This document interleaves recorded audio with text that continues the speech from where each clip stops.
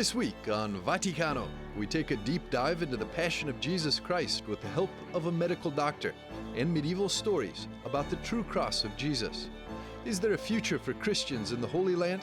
Learn about the Vatican's efforts to help them stay. But first, let's celebrate the 95th birthday of Pope Emeritus Benedict XVI and travel with Pope Francis to Malta. For this and more, Vaticano starts now.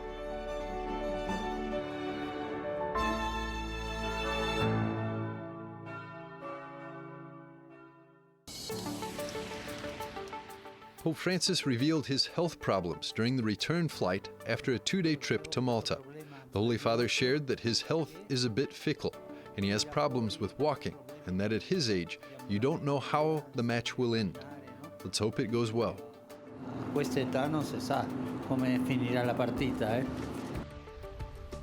In Malta, extra measures were taken to ensure that the Pope would not have to take stairs. A special lift was installed at the Basilica of St. Paul in Rabat to enable Pope Francis to visit and pray in the grotto, where according to tradition, St. Paul lived for 3 months during his stay on Malta after a shipwreck.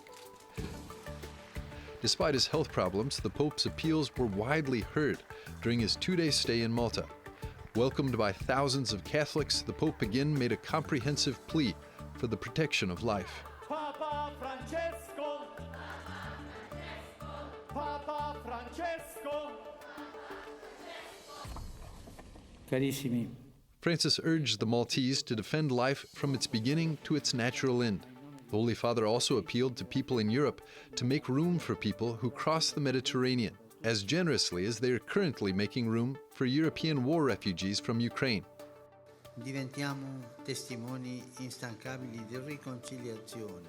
Speaking in front of a crowd of thousands of people at an outdoor mass in the capital of Valletta, Pope Francis urged Maltese Catholics to be tireless witnesses to God's mercy. Bisognoso di salvezza.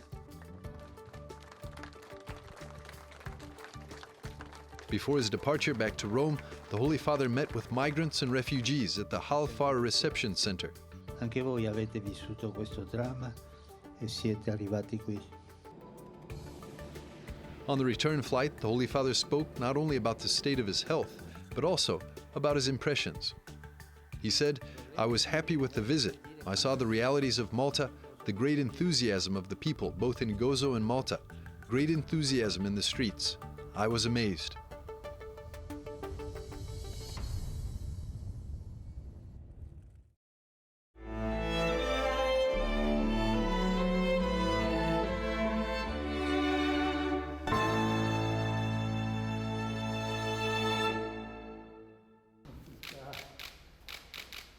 This year, Pope Emeritus Benedict XVI turns 95 years old. He's the longest-lived person to have ever held the office of the Roman Pontiff.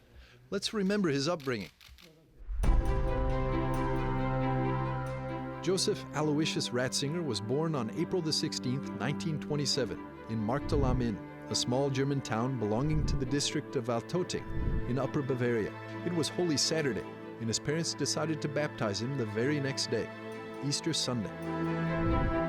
Little Joseph was the third child of Joseph Ratzinger, a police officer, and Maria Rieger, a housewife. His older siblings, Maria and Georg, would be ever present during the different stages of the life of their younger brother. In 1937, when Joseph was 10, his father retired and the family moved to the town of Hufschlag in Traunstein, close to the Austrian border, almost 20 miles from Salzburg. Ratzinger would remember this little city as his true home. In 1939, at 12 years of age, Joseph entered minor seminary in Traunstein, where he would stay until 1942, the year in which the Nazi regime closed the seminary and destined it for military use. But the period of his youth was not easy. The Nazi regime cultivated a climate of strong hostility toward the Catholic Church. Only his faith and education from his family would help him to confront the difficult experience of those times. From March of 1939 until 1945, the law on the Hitler Youth forced all young people between 14 and 18 years of age to sign up for its ranks. Young Ratzinger didn't escape this fate.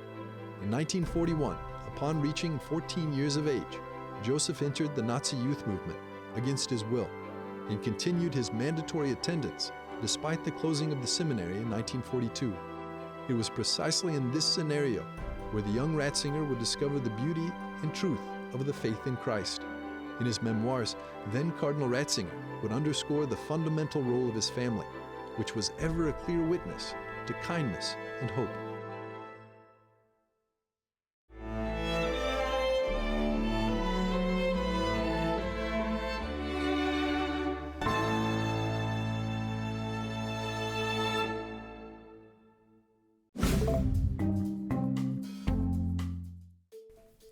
Hello, and welcome to this week's Vaticano Updates, the most important news from the Holy Father and the Vatican. During a meeting with a delegation of Canadian Indigenous people, accompanied by the Catholic bishops, Pope Francis said that he feels shame and sorrow for the abuse, the discrimination, and the lack of respect towards Indigenous identity in Canada. His remarks came after the reports of unmarked grave sites at formerly church-run schools. You can watch the whole encounter between the Pope and the Canadian delegation on the ytsync-en Vatican YouTube channel. This is the ambulance Pope Francis sent to the children injured in the ongoing war in Ukraine. Papal almoner Cardinal Konrad Krajewski personally traveled to Lviv on April 29th and delivered the ambulance that was blessed by the Holy Father. Pope Francis met with Polish President Andrzej Duda and thanked him for welcoming the Ukrainian refugees. It is estimated that the country received 2.3 million people over a course of 1 month. After meeting with the Holy Father, President Duda laid a wreath of flowers at the tomb of St. John Paul II and told journalists that he personally invited Pope Francis to visit Poland. The Vatican exhorted to put Catholic identity back into Catholic school settings. The Vatican's Congregation for Catholic Education published a 20-page instruction affirming the importance of evangelical goals and explained the role that teachers and administrators play in its achievement. The document says that everyone has the obligation to recognize, respect, and bear witness to the Catholic identity of the school. Father Thomas Powers, a priest from Connecticut, has been appointed as the new rector of the Pontifical North American College in Rome. He will succeed current rector Father Peter Harmon on July 1st. Father Powers is an alumnus of the Pontifical North American College and has been living there for almost 10 years while serving as the Vatican's Congregation for Bishops from 2005 to 2015. Thank you for watching us for this week's Vaticano Updates. Enjoy the rest of the program.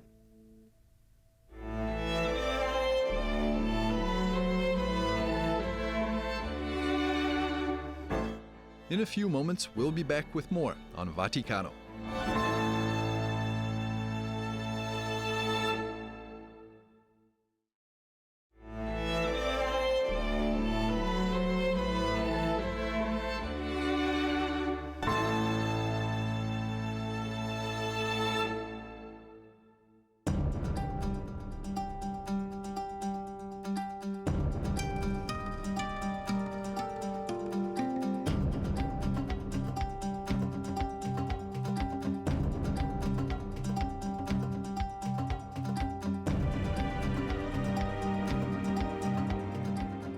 Easter is near, Holy Week, inseparably connected to the Holy Land, Bethlehem, Jerusalem, the Holy Sepulchre.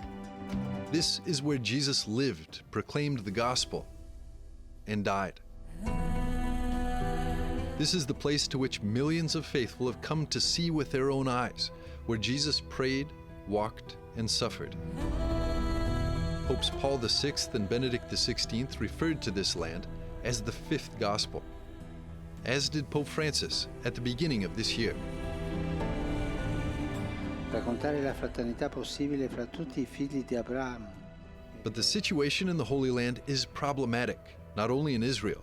The term Holy Land, or Terra Sancta, usually also refers to Palestine, Western Jordan, Southern Lebanon, and Southwestern Syria.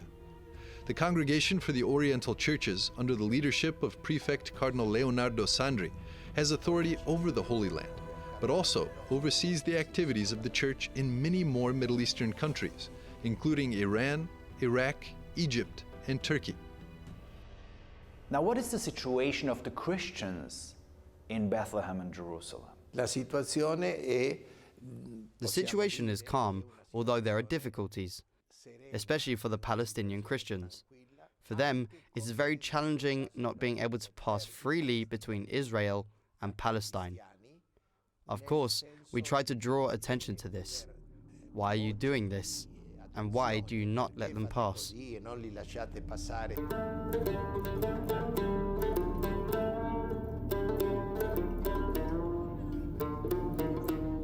pandemic has worsened the situation of Christians in Israel and Palestine. Tourists have stayed away. For many, this is the only source of income. Jobs are hard to find. Even more precarious is the situation for Christians in Syria. Recently, Cardinal Sandri traveled there to meet with the Catholic bishops. Despite the end of the civil war, many people still want to leave. What can we do? What can our audience do to support Christians in Syria? Apparentemente la situazione è tranquilla. The situation has calmed down. I have been there in October and recently for several days. It is possible to travel. One can safely drive and walk the streets of Damascus, as well as Homs or Aleppo. But the situation is very critical if we look at the levels of poverty. There is no electricity, there is no gas. The whole country lives in fear of an uncertain future, and there is no hope. And of course, there is the flight of the Christians. The Holy Land wouldn't be the fifth gospel if it didn't ultimately point us to hope. It is indeed a providential occasion for the whole church to profit from this collection. Through it, we can live the Good Friday, the Passion, and the death of our Lord in union with the holy places that Jesus dwelled in. Cardinal Sandri is referring to the global Good Friday collection, Pro Terra Sancta, for the Holy Land. Collected in every parish around the world on Good Friday, it's the main source of material support for Christian life in the region. Last year, $6 million were given.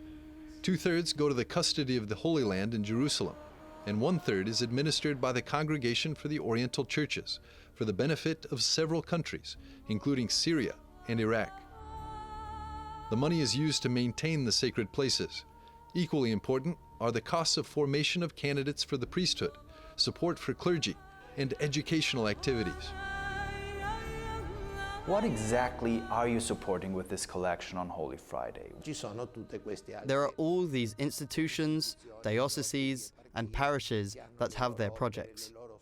And one very important aspect of our help for the Holy Land are the schools there.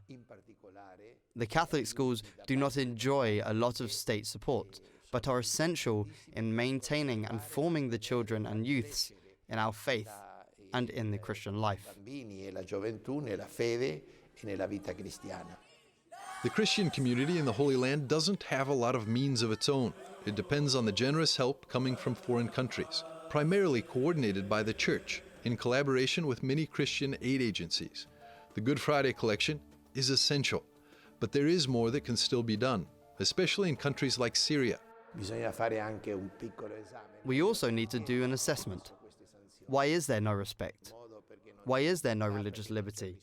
Why is there no respect for human rights? Why is there the threat of terrorism? Do the sanctions really help? Cardinal Sandri is calling for an end to the sanctions against Syria. While they might have had the intention of ensuring human rights and freedom, sanctions specifically harm the Christian minority in the country, the prefect warns. Many are fleeing. The Pro Terra Sancta collection helps sustain the Church in the Holy Land. On Good Friday, we're called to remember the suffering of Jesus and contribute to the end of the suffering of his followers today.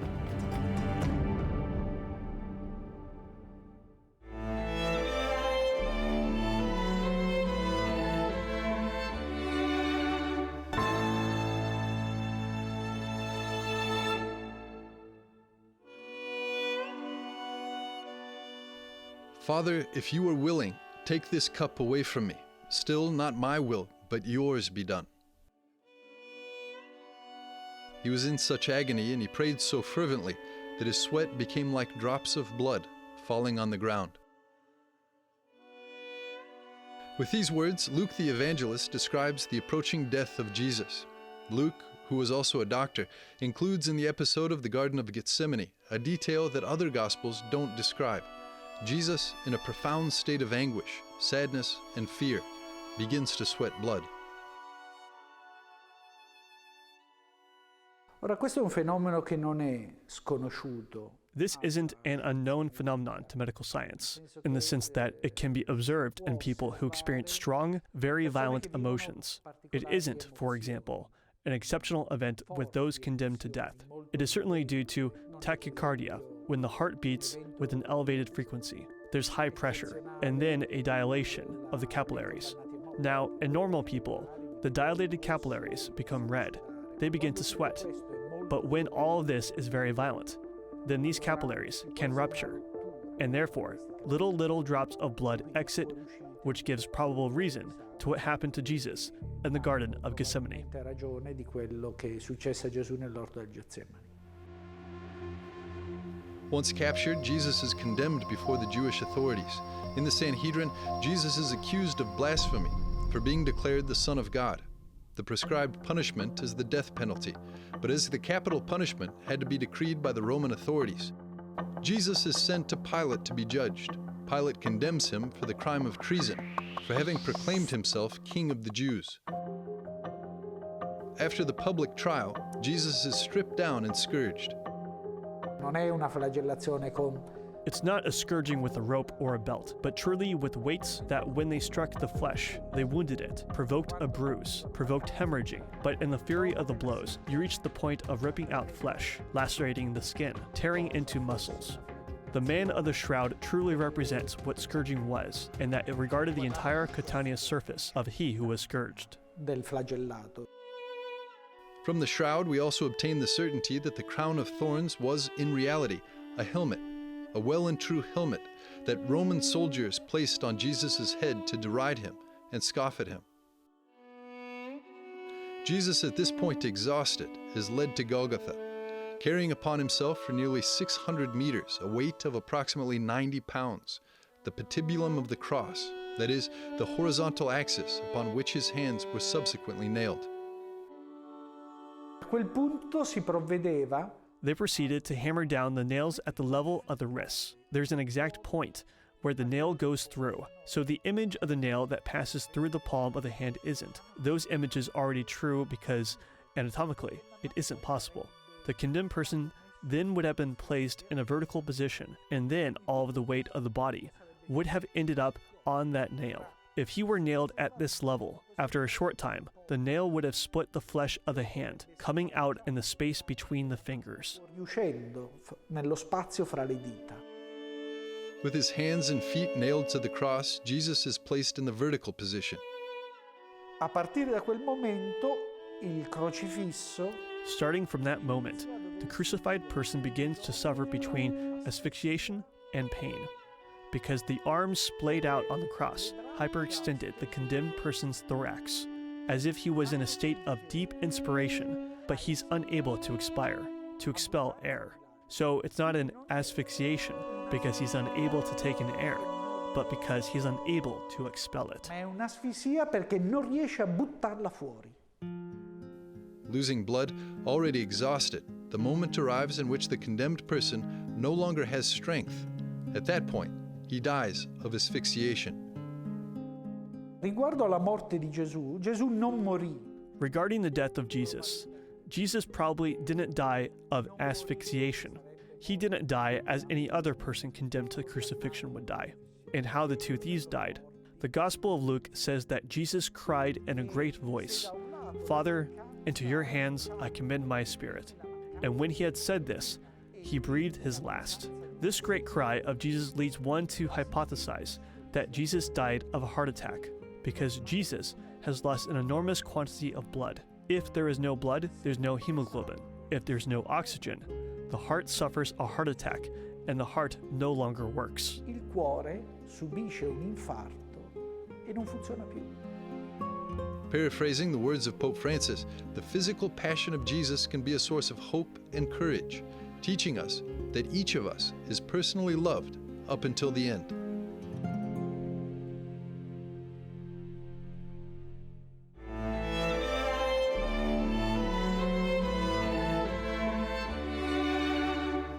We'll be back after a short break with more on Vaticano.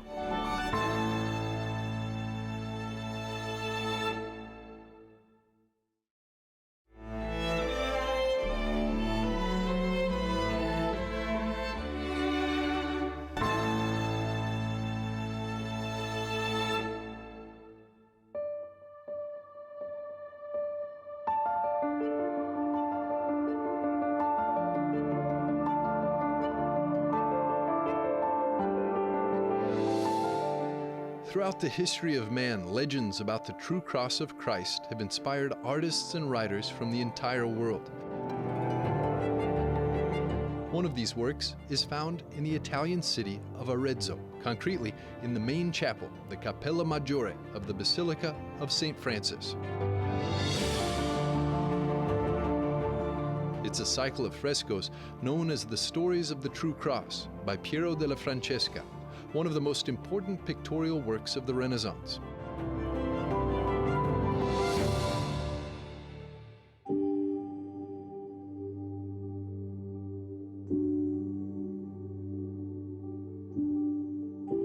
Everything began in 1417 when Baccio di Maso Bacci, a wealthy businessman from the Tuscan city, died, leaving part of his fortune to the Franciscan Basilica for the decoration of the chapel of the choir, known today as the Bacci Chapel, in honor of this family from Arezzo. But the work began much later, in 1452, and it took 14 years. In 1466, the Bacci Chapel was presented to the world as a unique space. Across the lateral walls and in the lower section, Piero della Francesca lays out the frescoes on 3 levels, without making use of any architectonic framework. During the Middle Ages and the Renaissance, the most popular sources of the stories of the True Cross were the Bible and the book Golden Legend by the Dominican Santiago della Voragine. But Piero revolutionized the narration of this iconographic series, following personal criteria from both the thematic and plastic points of view. To better understand this series, also known as the Legend of the True Cross, we'll analyze the most important scenes divided into 3 thematic groups, beginning with the fresco located in the high part of the right wall.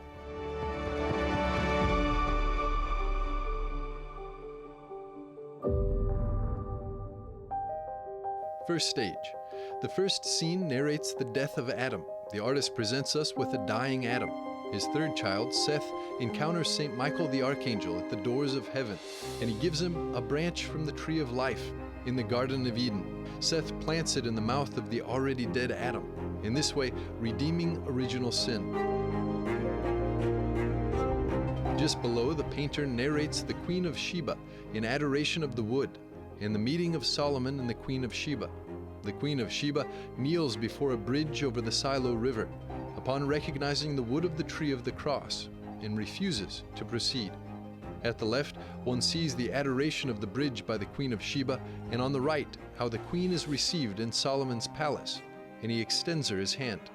This fresco can be seen as a desire for the union between the Orthodox and Western churches in the 15th century. Finally, at the left, we find the eradication and burial of the sacred tree, the final scene of this first stage.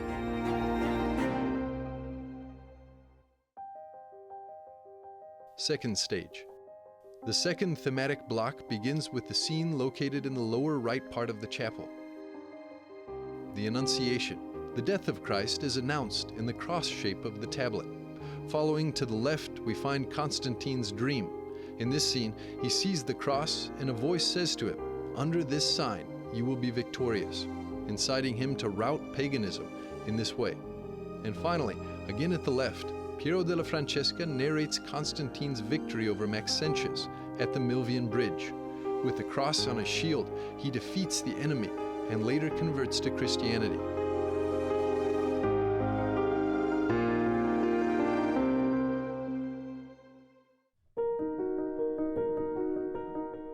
Third stage. We arrive now to the third and final stage of our walk through the work of Piero. Just above Constantine's victory, we see the torture of the Jew, Queen St. Helen, Constantine's mother, tortures a Jew to obtain information about the place where our Lord Jesus Christ had been crucified. Just to the left, we find the discovery and proof of the true cross. Helen finds the cross in Jerusalem.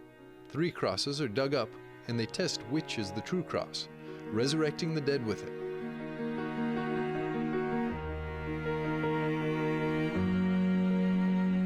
Just below, Piero depicts the battle between the Byzantine Emperor Heracles and Khosrau II, and the defeat and beheading of Khosrau, who had stolen the cross. The final scene of our trip is located at the upper section of the left wall, the exaltation or restitution of the cross, the return of the cross to Jerusalem.